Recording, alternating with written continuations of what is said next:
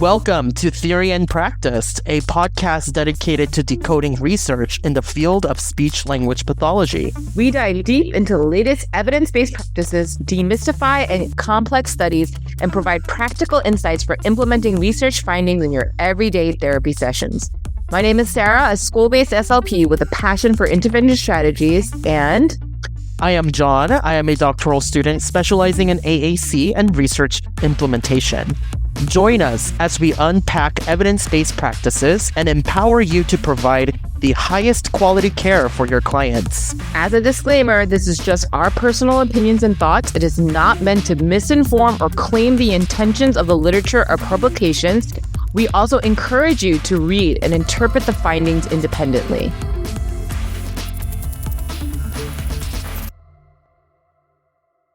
Hi, John. Hi, Sarah. How's it going? How was your holidays? It's going pretty well. I'm down here in LA, spending the holidays. It's not as cold as I thought it was going to be, but how's everything with you and your family? Holidays is always a crazy time, I just want to scream every Christmas, like, I'm Santa. It was me. I did everything. I bought those gifts. I was planning ahead of time. I was waiting on those Black Friday sales. Oh, wow. But my kids think that basically all the gifts are from Santa, like every single one. And so they're just whatever. It's fine. I'm not mad about it. Well, I'm really excited for today because we'll be introducing a new concept. Would you say it is? I think SLPs have not heard about this concept unless you've been really delving into the literature. And I think this is a great time to talk about this type of concept here. Okay? Yeah. And again, much thanks to your work as a PhD student. You're really, because you're really giving everybody else in the audience an opportunity to get into different styles of research. Right. You would otherwise not have opportunity to get. We wouldn't even know to look, right? Mm-hmm. These are things that are not often published through ASHA. Yes. So I think this is a great time to delve into research that are outside of the ASHA world for a little bit and see what we can learn from them, and vice versa. I feel like the other world should be also learning from us as well. Yeah. So let's delve right in, John. Can you introduce the for us? Yes. Drum roll, please. So today's topic is on DisCrit. Ta-da! So a lot of people will be thinking what is DisCrit, right? So DisCrit is basically disability critical race studies. So I'm just going to be forewarning everyone here is that this is going to be a very theoretical concept, a very theoretical paper, and we are combining multiple perspectives and theories into one. So imagine you're making a smoothie with this item and then that item, you're blending it together and you're turning it into one item. So this is what it is. So this is the article that I would like to introduce to you. It is called Disability Critical Race Studies, DisCrit, Theorizing at the Intersection of Race and Disability. And this is written by Subini Annamma, David Connor, and Beth Ferry. And I believe this was published in 2013. So this conversation has been around for quite some time. And I think knowing how SLPs are, I think this has been a very novel concept for us, especially in academia and in the field of communication sciences and disorders. So I actually do have a question about this type of paper. Yes.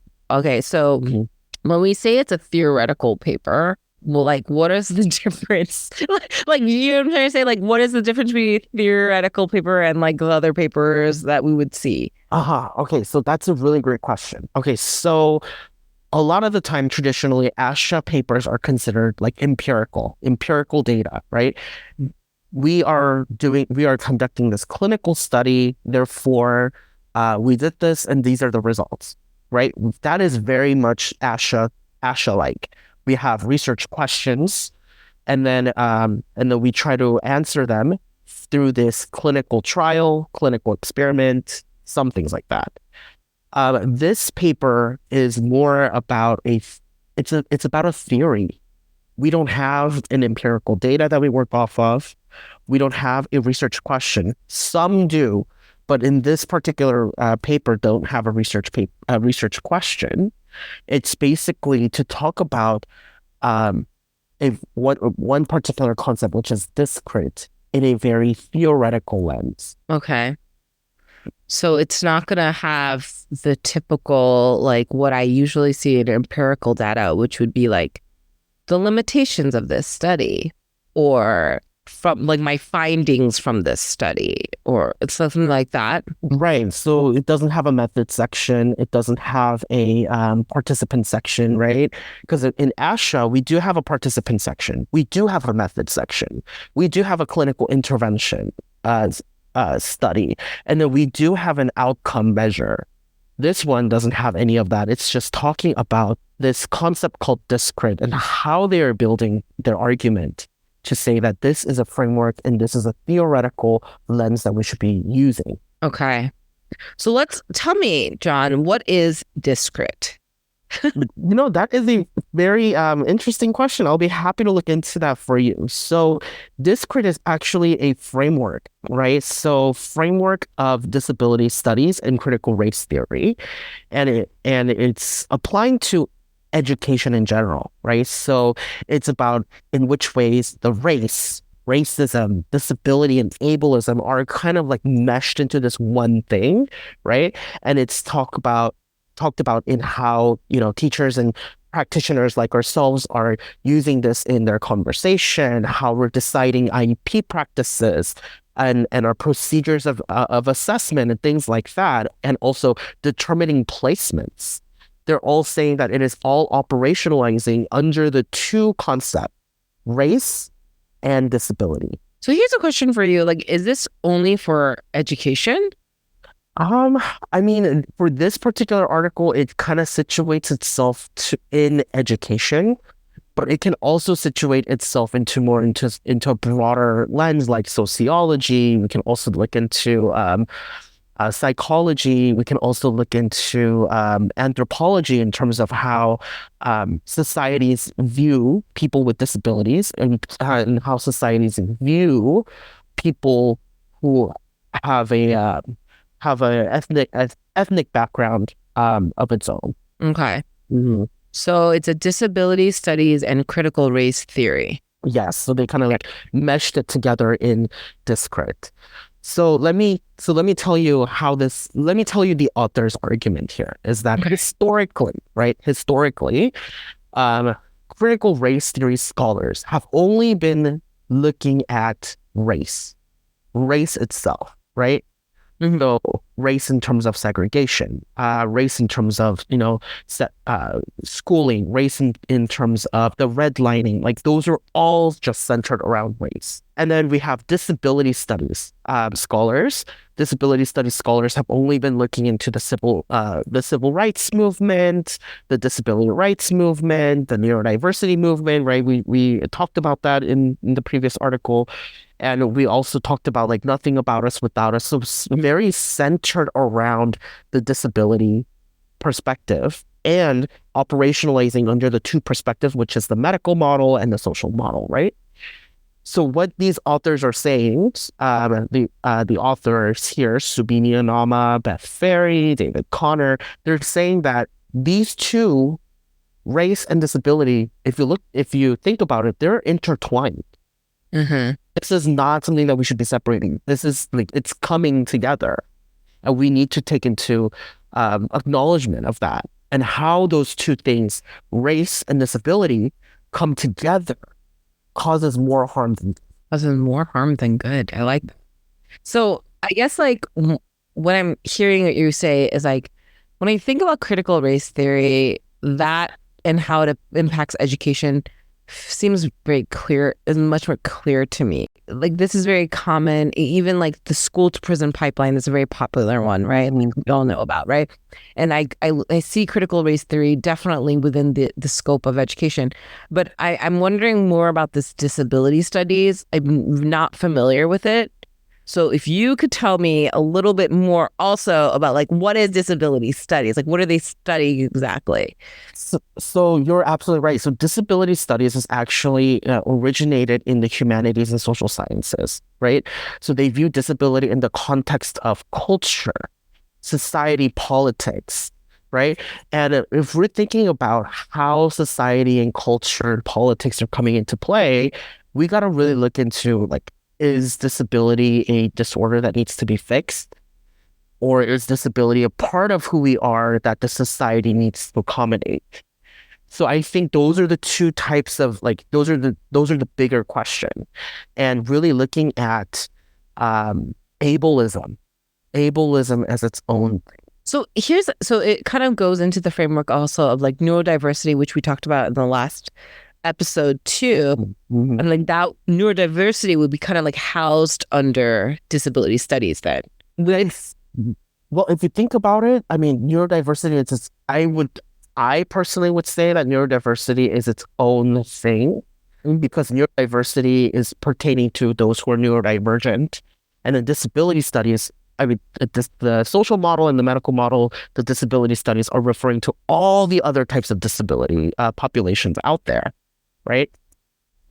So the idea of, I think, of being marginalized because of their limitation is what is bringing them together between the disability studies and the neurodiversity movement. Oh, how you're being marginalized by your disability. Okay. Here's a question for you. Can we like just a little bit unpack the medical model versus the social model? What's the diff? Okay, so I believe, I mean, I do have, I mean, we can absolutely talk about this in a separate article, in a separate podcast episode about the medical model and the social model here. But the medical model is basically saying that you have a disability that needs to be fixed. You have to be the norm. You are abnormal. We need to remediate you to become the norm. Intervention. Right. Intervention, treatment, right? Surgical procedure, something like that. And that we have to fix you, right? And then the social model is there is nothing wrong with you. It's that the society is not being accommodating. Okay. Right? I mean, we're all different. We're all different and that's okay. But the society is not accommodating to your difference. So it's actually the society that needs to be like shaping, reshaping, reforming itself rather than you that needs to be fixed. Here's a question, and you might not know the answer to it, but I'm just like ask you anyway. It's like this concept of like medical model versus like social model. Like who made this? Like not like who made this as in like name the author, but I mean like I just never heard of that before. Like, this is a medical model. Like, as far as I'm concerned, medical model to me means that like you're in the hospital setting or something. Do you know? Like, right. So in the culture of how we view disability, right? So let's say in a very particular culture, disability is something that's frowned upon. Then the family will do anything they can to get this disability fixed. Right. But then if they're in a culture that inclusion is the thing and we all support each other, then maybe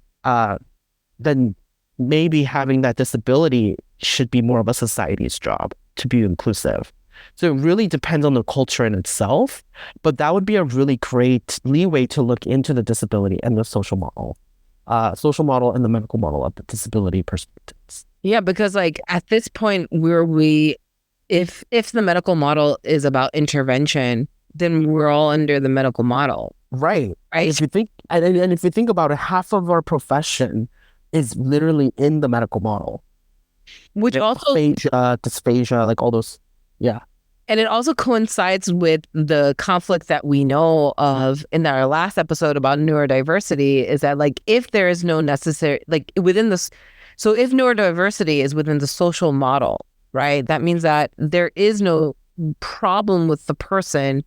There is no need for intervention. It is just a societal view that we need to change. And if that is the case, I guess, like, what do we like? What does it mean when you're a neuro-affirming SLP? Does that make sense? Like, you know what I mean? I mean, I think we did talk about that in the previous episode, right? For those who have not heard about it, please do, because we do get into this conversation for a long time.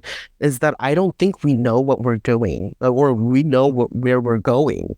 I do apologize for saying I mean, we do know what we're doing, but we don't know where we're going with this, right? Right. So, like, if we really truly believe in the concept of neurodiversity means that everybody is different and that's okay. There's no need for intervention. Then what is our role of the SLP? I don't know. I think we could also like redefine neurodiversity a little bit too, right? I think it's just like we don't really have a good definition because there are we just talked about, like there is neuro affirming speech therapists, who, you know what I mean? Like you don't do ABA or something like that. Like right. Like that's part of that movement. Like, right, we're anti-ABA. We're all about just modeling, no expectations. There's no like kind of like structured instruction at all. Like, so I think we just kind of like need to work out our definition of neurodiversity, I guess. Because anyway, but I feel like we're digressing, but let me get back to it. So like within the social model though, that's what we're talking about. Yeah. The ableism. Yeah. And I think that ties in really well with the disability studies aspect that the author is bringing back to, which is, it's a framework that pictures race, disability, ableism into interacting procedures, discourse, institutions of education, which affect students of color with disabilities. Okay. So what they're saying here is that historically, critical race theory people have only been studying race. Disability studies have only been studying disability.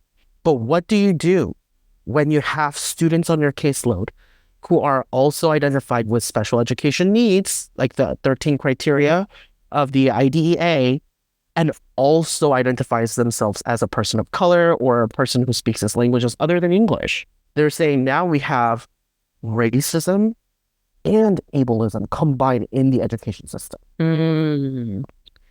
So can we like kind of talk a little bit through what some of the points are here? Like, so what is the problem that she is identifying? Or I'm sorry, not she. They are the author. Right? Okay. So they're basically saying, they're saying that when students of color who are in the IEP system, right, especially when they're getting assessed or getting determined for the IDEA categories, if they're also a person of color compared to white students, right, who are also in the IEP system, there is a chance that students who are person of color are going to get categorized with the less desirable socially constructed, right, less desired socially constructed categories compared to the white peers that they see.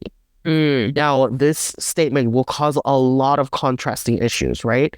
But that's what they're saying in terms of determining their disability, right? So using this, right? And they're saying that special education is another way to segregate, right? If we just segregate students based on race, that is considered like that has been out for a very long time. We don't do that anymore.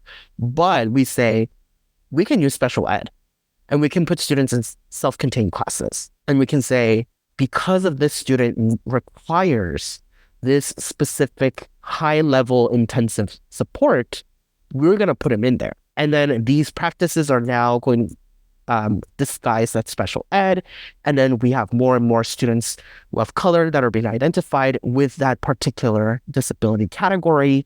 And they're saying that this is a mixture of disability and race altogether. Form of systemic racism, basically, right? Like, right. use a system to exclude people of color, and doing this identification of special education can certainly do that. So you're going to see like an overrepresentation of students of color, but also there's an underrepresentation of like Asian Americans in special education, right? And so I guess like it also kind of makes you think, like question, well, if there is this constant over and under representation, then is it, by doing so, are we also reinforcing a lot of stereotypes and continuing bias?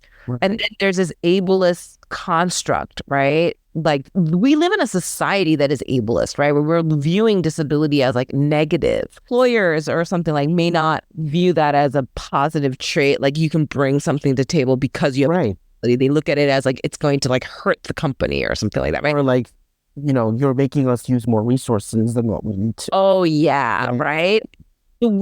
So as a society, we live in a society that is not welcome to disability, right? And so within that construct, if everybody who's disabled is going to be a person of like Black and brown kids, like you know what I mean, like also like reinforcing a given stereotype. And also if there's an underrepresentation of Asian Americans, like to me that makes me feel like how is that supporting the model minority myth, and then also further pitting like groups of minorities together, right? Yes. How are we pitting each other to like how is our society pitting each other together? Yes. Special education is kind of like creating that reinforcement and cycle. Yes. I think you are right on the money there with your thought. I'm just gonna bring back to the article here for those who are following along on page 7. Like I hope somebody follows along one day. I mean, we have to state the text, right? We're talking about the text. We have to state the text. Basically, using this framework, right? This conceptual idea of combining critical race theory and disability studies, such as DisCrit, right? We seek to address the structural power of ableism and racism, right? By recognizing the historical, social, political, and economic interests of limiting access to educational equity to students of color with disabilities on both macro and micro levels. So they're saying that it is so much more than just racism and ableism. There is also that, what you said, these stereotypes. Where did these stereotypes come from? It comes from this historical perspective, political perspective, economic perspectives. And we also talk about microaggression. Like it's all like embedded together. So I think you pointed out a real life example of what that looks like, which is basically operationalizing under stereotypes and how certain students of color are getting more identification while other students of color are getting less, right? Or under-identified. Yeah.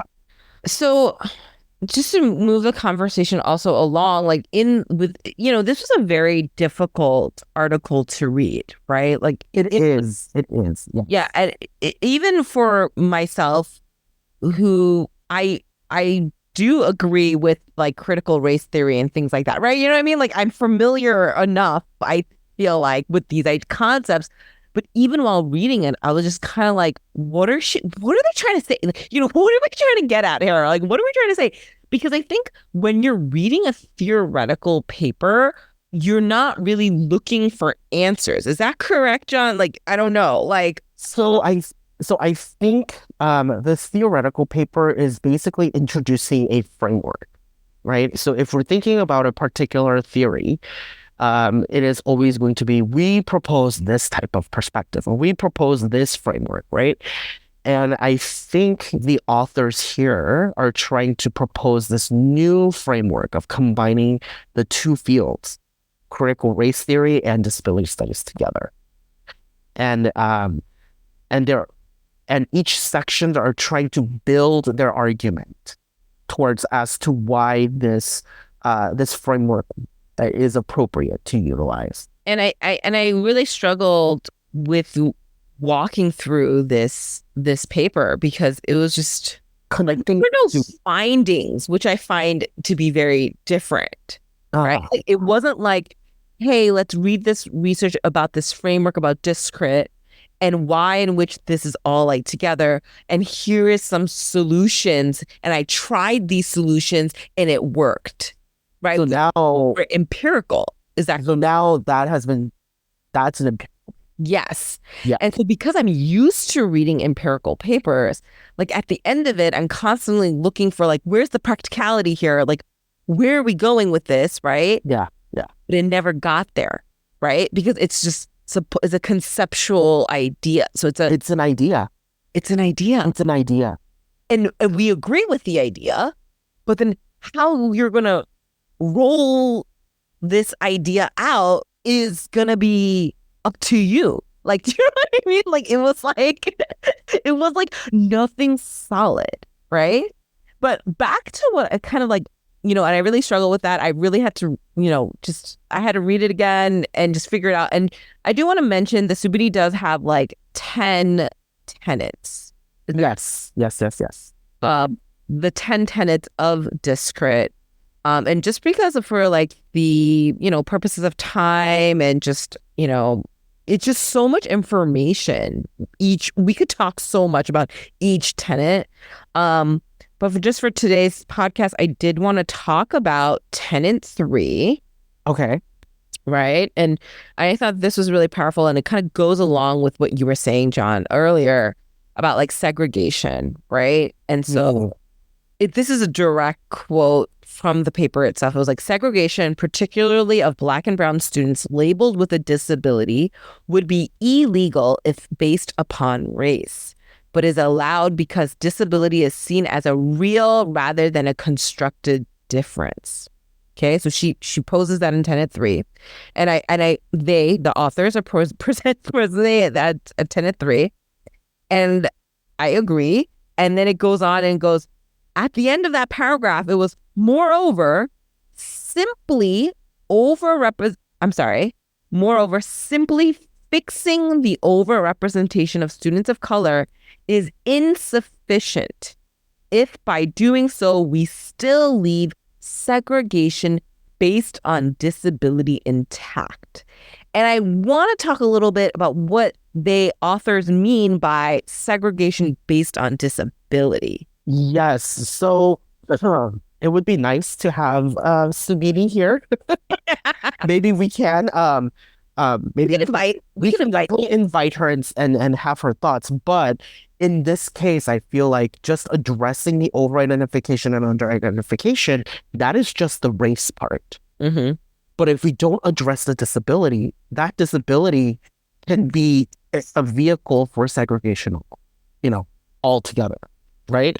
So it's like we make one step forward and 2 steps backwards. Right? So we did it for the race, but the disability part, we go backwards.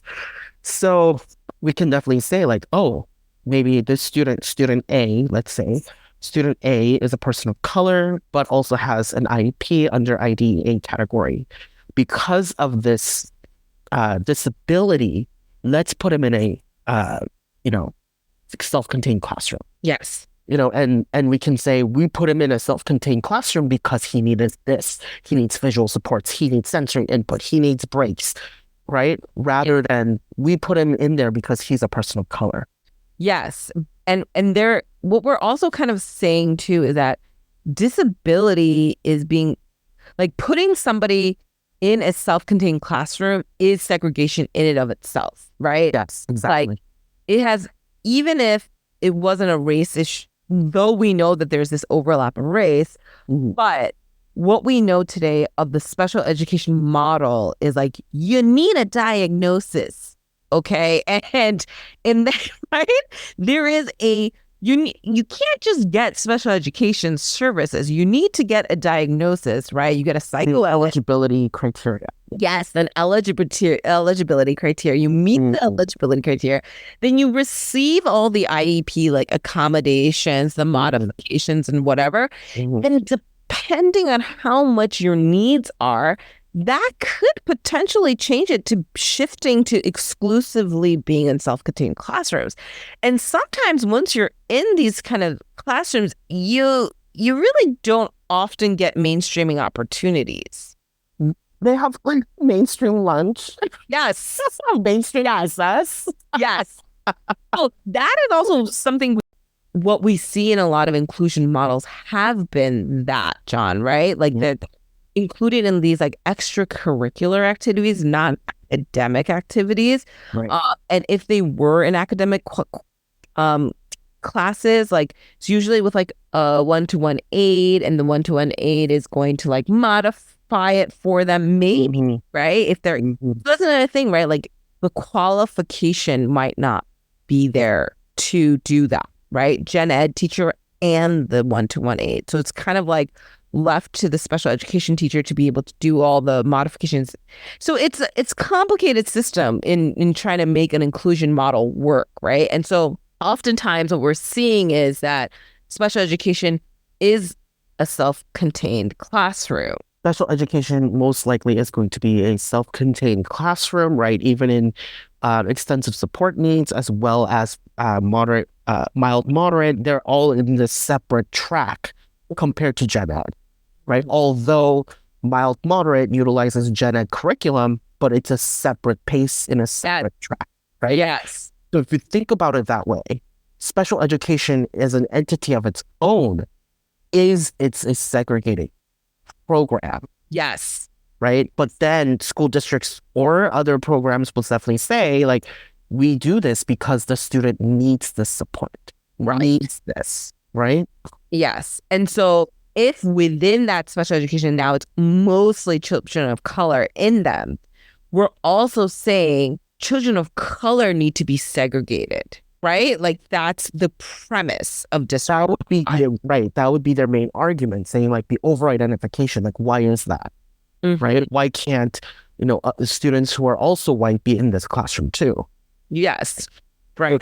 I think that's what it's trying to like go after.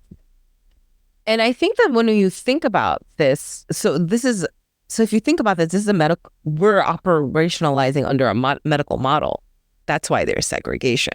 Right. So the support, right? We're providing the support. We're providing the students the techniques and the strategies to access the curriculum. So I think, how do we do that? Maybe we got to teach the kids how to do X, Y, and Z, right? Just the idea of teaching these kids how to do this is already coming from an intervention model. That is, you're right. It already thinking about strategies for being able to go into general education can be an intervention model. Right. Rather than, because I would look at that as like, I'm being helpful.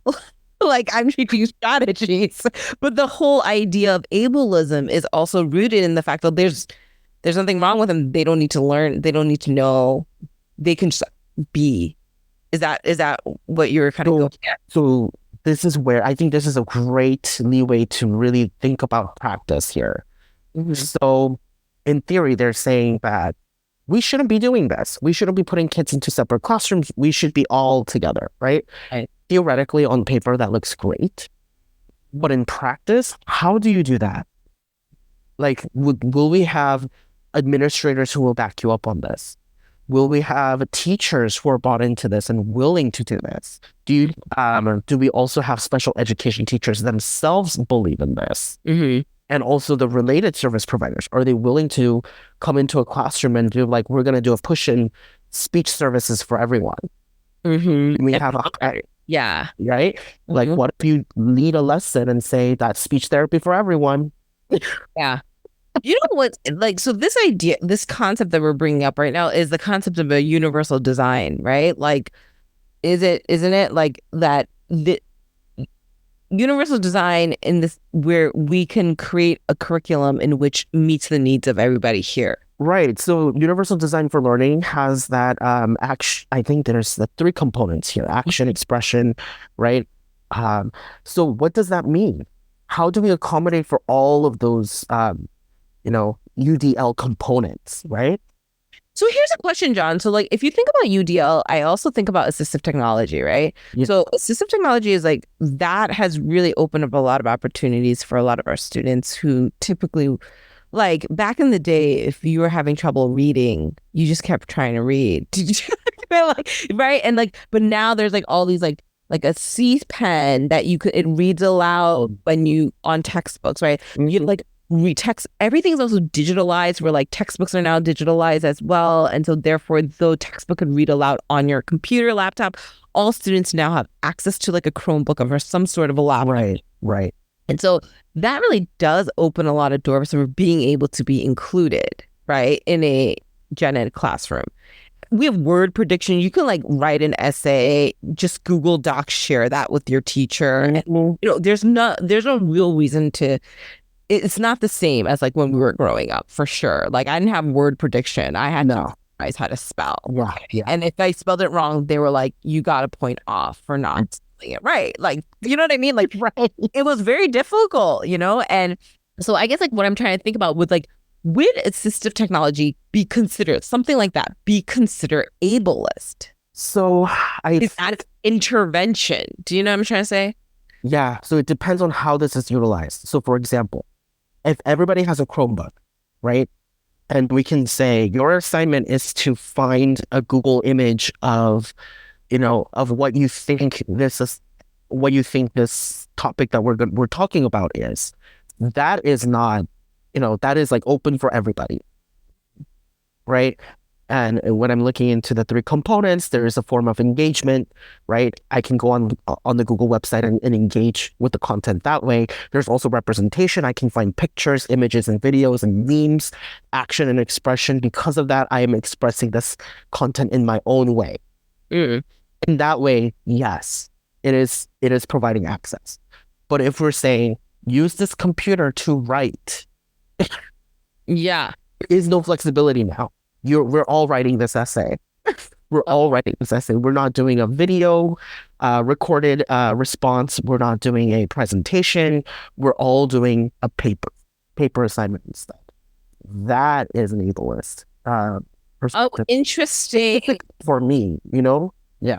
Oh, that's interesting that that's very interesting, because when we use things like text to speech, or I'm sorry, when we use things like speech to text to everybody is going to hand in this assignment that's a written piece, that can be very ableist versus being like, just tell me answer this question in whichever form you would like. Yeah. So you can create a PowerPoint.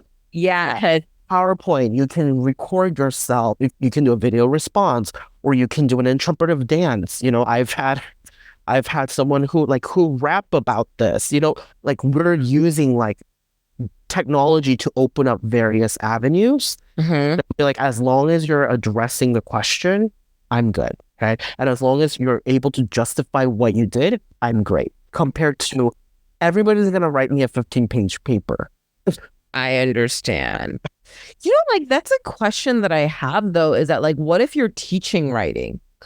Do you know what I mean? Like, what if your class is composition writing? Like, do you know what I'm saying, right? I'm like, is it still like... So there's a caveat to that, I think, right? Writing is basically getting our thoughts together in a cohesive manner, right? It's just happened to be on paper. If we're using speech to text, so now the accommodation features are now being the leeway, if you think about it.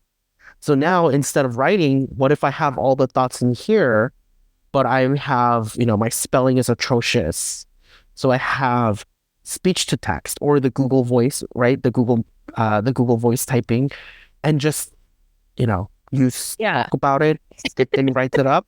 You just go back and just look at all the words that are underlined and in red and just fix the spelling right then and there. And that would be a writing of itself. Yes.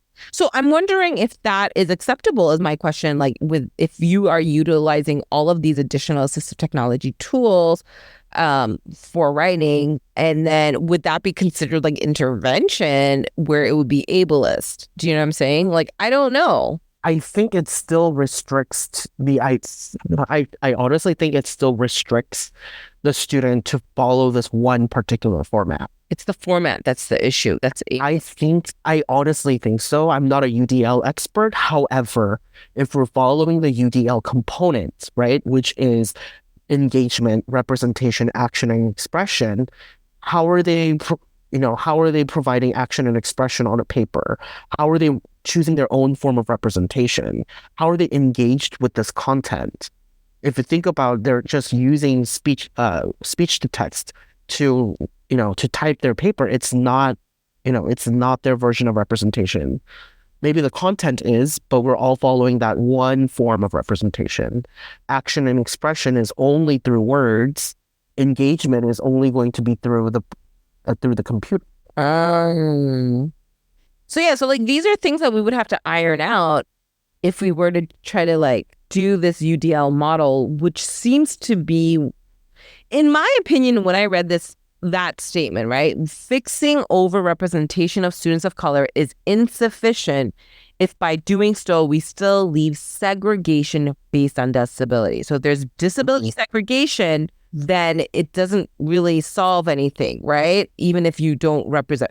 So then that, to me, that sounds like a UDL model, but UDL model, like what would that look like, would still have all these, like we would have to iron out all these definitions, right? Like because disability studies is also about ableism. So we would have to identify like what is ableist. So I think this is a situation where we can't just create a recipe and say, follow this recipe. Because it really depends on the student's ability, right? Or the student's condition and the classroom environment, right? And what those tasks look like. I feel like I'm going back to the set framework. You know what that is. Basically, it's going back to all of those things, right? The student, the environment, the task, and the tools, right? And if we say, follow this one recipe, it's maybe not going to fit. Because everybody and every environment, every student, every task is different. Like, I would love to see how this all could. Like, I would like to see how UDL could work, and if there are people who have done them before, like, what does it look like and how much more, like, manpower do you need for it? Do you know what I'm saying? Because I can imagine, like, a general education teacher is not trained to do this level of accommodations, right? And can they be trained to, or even bought into the idea? And also to your point, right, getting bought into the idea, like that in itself, like you don't have control over. So you can still do a UDL model, but if the gen ed teacher is not even gen ed, but special, any of the educators are not bought into that idea, it's out of your control. How can you convince? That's what we often see in AAC as well, right? Like there's so much AAC abandonment because there's people who are not bought into modeling and doing, and like the whole time is spent like kind of trying to convince them, right? And like, and there's this constant back and forth when it comes with AEC as well, right? Where like, well, if I do this, then what's your job? Like this constant, like, And I think the nature of special education has always been like, what is your role? This is my role. What is their role? But if you think about it, there's like, this is all one role. Yes. Yes. I'm like, I really do feel like SLP work that we do, like, sure, there are some direct things that I can do with student one-to-one, but what's most impactful is if I'm using what the classroom is already doing. Like, it makes no sense to be rolling out a new material, like, especially if it's like a very like rigorous work, right? Like if it's like, so like general education classroom work typically has very specific curriculum that they're just rolling it through really quickly. Yes. So it doesn't kind of make sense where like now I'm pulling a student out to do a direct therapy session, and then I decided to just pull up a story of my own that is not in relationship to what the second graders are doing right now. Like, or your super duper cards that are like totally out of context. Yeah. Or like choosing like even if you did articulation hypothetically, right? Right. Choosing words that they're never going to use. Like, you know what I mean? It's like it's out of context. Like, so I think, so when you think about it in this way, like, yeah, like to your point, like educators are kind of doing so much overlap in itself that we need to have these like defined roles. And in those definitions, we end up keep like passing it on to somebody else. Have you felt that way too, John? Where it's like, Yeah. that's So that's especially you, like, especially like with generalization, right? We always want to aim for generalization. You learn the skills in the therapy room with me, but then if you're not going to be using the strategies in the classroom, then why am I spending time with you? So I've also added a classroom teacher onto my speech goal. mm, And then that particular teacher just kicked it back to me and saying, I don't do speech and language. But I'm like, can't you at least like monitor his S's in the classroom, you know? Because it's the generalization that we always struggle, right? The kids are doing well with you in one-to-one or in small group, but then when you go into the classroom, it's like, what happened? This is a totally different different situation. So yeah. and I also like kind of wonder a lot about this too, about like when I don't really know how effective I am because I'm not, right? Like it's not only just a generalization, but like maybe this student just thrives in a smaller environment where, or if there's like more one-to-one time. Support. Yeah. You get what I mean? And I'm like wondering, like, and so if hypothetically I end up pushing in and helping during like ELA or something like that, right? I question what my role is as an SLP in that framework as well. Because like because it makes me feel like I'm a tutor. Like, am I a tutor? Do you get what I'm saying? All the time. All the time. You know, and to some degree, I don't necessarily mind being that person. I really don't. But I think that I'm even questioning in myself, like, what's my job? Do you know what I mean? Like, am I here to find out if it's a language disorder? Am I trying to support your language disorder? Like, am I trying to like I'm trying to give you strategies and stuff like that. And if I'm doing all of that, especially when it comes to like students that are not complex communication needs, like students not in this, doesn't need like a very specialized care, right? Right. I start wondering what is the difference between me and the RSP teacher. Yeah. Or You know what I mean? You're doing language. We're just all doing language. So that brought me to that conversation, brings me back to the time where the SLP that I was working with, because I was trying to get my clinical hours, and I started to do literacy work. Yeah. And then my supervisor just stepped in and said, we don't do literacy work. I'm like, what do you mean? We have a reading specialist for them. I was like, oh, okay. No, and so here's another thing too that I mean to based on like just to think about universal design learn, right? If we were to do this kind of like all inclusion model hypothetically, right? I think we're going to have to really define these different roles and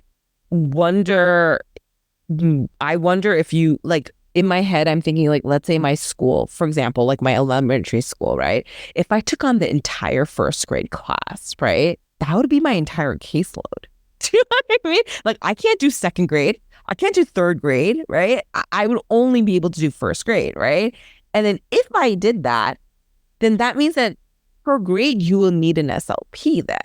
So we're talking like if we already have a shortage of SLPs, then now we're saying we need like 5 SLPs per site. Like, what is this? Is that even a possibility? I think UDL, I feel like, there are so many things that are going on, right? So we have the workload caseload issue. We also have the shortages. We also have the systemized support or the lack of systemized support. And we're also talking about, how the system of special education is also discriminating students. It's the system itself, I personally think there's a lot of areas to analyze and observe. And I think the best way to go about it is to basically re-identify what special education is, right? And rebuild or remodel what that would look like. I really love like one of our episodes. I think it was about neurodiversity. That was like my favorite episode we've done. And about the master's hand, like, oh, you cannot like use the master's tools to like basically like fix the problem. Like you just have to like break the break. Yes. Right? So the master's tool will never dismantle the master's house. So basically, we're definitely saying, like, if we're utilizing special education, the system of special education, the 13 categories of IDEA, right? It will never dismantle the segregative practices Yes. that special education is happening, right? The only way to do it is to move away from that and build something. And you have to build something completely different. Like you can't be internally trying to like keep patching things up, right? Because it just creates more confusion and like, and I just wonder, like, in that model, how could that look like in a practical sense? Like, and I think that's the number one question. It's like, what does that look like? What does that look like? What is that? What does that look like? I don't know. And to some degree, I wonder, like, if general education teachers should just not even be like, they should just be trained as special education teachers. Do you know what I'm saying? Like, just have the same training and then you could do both, right? Like, doesn't that make sense? I don't know. Or even better, special education teachers should also be doing gen ed. Yes. That way, they already have that skill and they can just apply it into gen ed curriculum. Correct. So that's the co-teaching model too, right? The co-teaching model where it's one special education teacher, one general education teacher in a classroom, supporting everybody's needs together. Like, that's a good model. I would really support that model. And then I guess, like, I do then wonder, like, well, then there's the RSP teacher. So I guess that would be a tier more, right? More intervention. So if we look at the multi-tier, right? Like our okay. Yes. And it's now that's our tier. Yes, right? Yeah. If you look at that, then it will be like you have your basic tier of like everybody's getting the same stuff, whatever. If you had a co-teaching model, and then the one above it will be like, now you have RSP services. And then I guess we are the highest level. We are least restrictive. No, we are most restrictive. Most restrictive. Yeah. So we would be the most restrictive setting. And in that case, I then would wonder, like, what those typically students, then it would like not have all those type of kids that you would maybe consider like, because we do UDL and inclusion, the students that identified with high supports will definitely decrease, right? Because majority of the supports are already like embedded in the UDL, right? We would have high support kids needs only, right? Right, which will significantly drop our caseload. Oh, yeah. Yeah. Significantly drop our caseload. Yeah. And I just want to let everyone know that, although we endorse social model, there are certain cases where the social model won't fulfill. What you mean? Okay, so this is another like brain blast moment, right? Okay. So the disability rights movement and basically disability studies are really looking into the social model of disability, saying that the society is disabling us because the lack of accommodation and modification, right? But there are certain instances that even with all those modifications and accommodations, there are disability conditions that won't work within. We need to have some sort of intervention to gain access to those modifications and accommodations. Okay. I'm talking about the extreme cases. Okay. Wait, can you say that one more time? Sorry. Wait. I missed like kind of hard. Okay. Even within the social model of disability, right? Even within the social model of disability, extreme cases of students with their disability conditions, by having the accommodations and the modifications, won't work. Somebody needs to provide that additional intervention support to access. Absolutely. Absolutely. Yeah, even when I was doing inclusion model, AAC inclusion model, that person is me. I am doing all the curriculum modifications. That's visual supports, also like expressive language, like how would they respond to these questions And then I also have to know, like, what are the questions you're going to ask right now? Right. And like, I have to like follow up with the teacher. I have to have a Google Doc shared, like and I need to also clearly define it into the IEP as well, or else it will not happen. Right. So clearly creating like consult time between myself and the general education teacher so that we have time to be collaborating. Right, exactly. So we can't just, yeah. Well, please. Sorry. In that, okay, so I'm just going to be very like, this is just from my experience, right? Like, so I don't know what everybody else is doing, you know what I mean? But to do that, when you create all these like definitive consult times I didn't even have, my inclusion kids were only like, I don't know, like 15 to 20 kids, right? It was like 20 AAC users. Okay. Whenever I had to put that in there, right? That we need a consult time. It's going to be weekly where we're going to discuss like what your curriculum plans are and what I'm modifying and how I'm supporting my AAC user.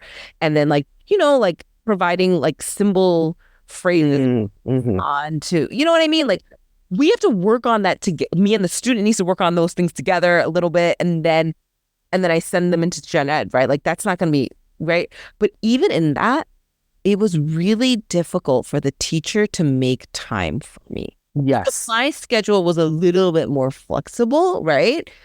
Because you make your own schedule in some sense, right? Like you're like, right. And like if I don't see you today, like I'm like, I'll see you guys next I'll week. be around. Yeah. Like I will pull out when I pull out. Like I wish my schedule went the way that it's supposed to, but it doesn't, right? And so that's fine. But like this classroom teacher has like one prep, one lunch, like it was just one break. Like it was just like there was no definitive time. And actually, in order for the teacher to give me that time, that meant that they had to get overtime pay. That then had to go into, we're now in like, I don't want to say litigation, but like now it's a union issue, right? Like a union. I see. Get it? So the labor system of, teachers in special education is now in effect, right? But then I always come back and be like, this is a legal obligation for the IEP. So make time, have the aides run the class and talk to me for. So let me tell you, because it was illegal, now it's a legal document. Like this is mandated by law. Yeah. Right? And I have to document them. Yeah. Right. The school district then was obligated to give them overtime pay. Okay. Right. And I think that's fair. You know what I'm saying? And I think, but I'm just saying that like thinking about like how we would fit all this collaboration is just like, I could see how that's not a possibility is what I'm trying to say. Right. Because if I'm already having problems doing it with like a 15, 20 kids, like, if we're now doing wide scale, like I'm doing, and so then it's also one of those things too, where when I was doing all that modification, like it was kind of expected that I'm going to do the modifications. And I wonder if I had been more training about it. Like, do you get what I'm trying to say? Where I was like, I totally know. Consult with the teacher and being like, you can do this. Like, you don't need me. Like, how would that have rolled out? Curious to know. But as you know, I can't convince somebody if they don't feel like that's their job. I mean, so here's the thing. There are multiple, in a given school site, right? I'm sure a lot of school SLPs will agree. There are younger classroom teachers who are willing to like collaborate. Like they're all about collaboration. And then there has been like veteran teachers, right? Who started their profession before AAC was its own thing. Yeah. Or before special education was all talking about UDL or MTSS, like it happened to be in a separate classroom, right? So you're working with various teachers with various backgrounds. And what do you do when they say, this is how we've always done it, or this is how I've always done it? And they'll be like, I started my profession even before the iPads were in the classroom. So I'm doing just fine. I don't need to learn the AAC devices. Like, what do you do at that point? I mean, for me, I've been saying, well, this is a legal document, so you better do it. Honestly, like I've given up on that because I don't like to like rock the boat. I like really do single-handedly try to manage the whole AAC system. You know what I mean? Like I don't feel like I can convince anyone. The only bottom line is if you're not doing this, that's a violation of faith. It is a violation of It's a faith. violation of It is faith. a violation of So, faith. I mean, that's what I say all the time. Like, it's a violation of faith. It leaves me no choice to report to the principal. Yeah, but I feel like it also doesn't. It may still be ineffective. Maybe. Yeah, right. Like I don't know. Like I feel like but I don't know. So these are all the things that like when we think about inclusion models, when we're thinking about universal design, like these are all the things that like kind of do come up in like how we would be able to roll this out. And I haven't seen the best models of it being done, though I know there's a general eagerness and overall support for this idea. Yes, I definitely agree with you on that. And I've also seen really inclusion models that have been really bad. Okay, where it's like a student in the back of the classroom and they're like, "Shh, be quiet." Or like another bad inclusion model is when you're like doing math at math time, but it's like ridiculously something different. Like everybody else is doing calculus and you're doing like addition. Right. Right? That's related to the classroom. Yeah. That's not related to the classroom. Like, Yeah. How are you really being included? Because in this calculus class, the teacher's asking questions and, trying to probe for answers for the class. But if the inclusion student is doing addition, that student is unable to answer that question. So what part of it is inclusive? You get what I mean? Like, Yeah. I've seen really bad inclusive models and then there's inclusive models where it's like, you have a special education teacher trying to like modify everything. And I'm like, this doesn't seem sustainable. Like, do you know what I mean? Like, because like usually like special education classes are like 3 to 5, K to 2. Yes. Right? Like it's bulk of multiple grades. So I'm like, you're telling me that you are now modifying at a middle school like 10 different subjects in Oh my gosh. 3 different grades. Like, you get what I mean? I'm like, I don't know, this one special education teacher is doing all this work. Like, is that even sustainable model, right? And I kind of like what you were saying, where you're like, what if all special education teachers were doing all of the gen ed teacher work? Or like, what if we like got rid of like this like single subject teacher and just trained everybody as like, you know what I'm trying to say? Like, trained. I totally know what you mean. Everybody would. We have that word. It's called transdisciplinary model, where everybody knows everybody's job, right? Yes. Like if we can bring a transdisciplinary model where like maybe we can rotate, like the English teacher will teach history, the math teacher can teach science, for a couple and stay within their, their respective, like I wouldn't ask a theater teacher to teach calculus, you know what I mean? Like, but I would ask like, oh, theater teacher, why don't you do something that's more like visual arts instead? Or like just knowing what each discipline is doing.